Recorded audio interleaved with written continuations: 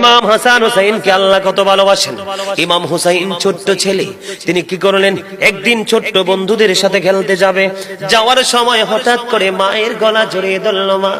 মা গো, আমি বন্ধুদের সাথে খেলতে যাই, আমার তো আপেল খেতে মনে চেয়েছে গো মা, আমার খেলা শেষ করে আসার পরে আপনি আমাকে আপেল দিবেন। মা ফাতেমা কি করলেন, সন্তান চাইতে দেরি রাজি হয়ে গেলেন, তাকে আপেলের কথা বন্ধ বলে দিলেন, খেলা শেষ করে আসো আপেল খাওয়াবো।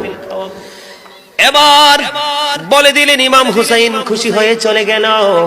কিন্তু সবচেয়ে বড় বন্ধু মজার খবর হলো রে, মা ফাতেমা সন্তানকে প্রতিশ্রুতি দিয়ে, মনে রাখো বন্ধু, এটি নোট করে রাখো, বাস্তব জীবনে অনেক বেশি কাজে লাগবে। অনেক গবেষণার পরে বন্ধু এগুলো খুঁজে খুঁজে বের করেছি, অনেক কিতাব খুঁজে খুঁজে বন্ধু বের করেছি বন্ধু।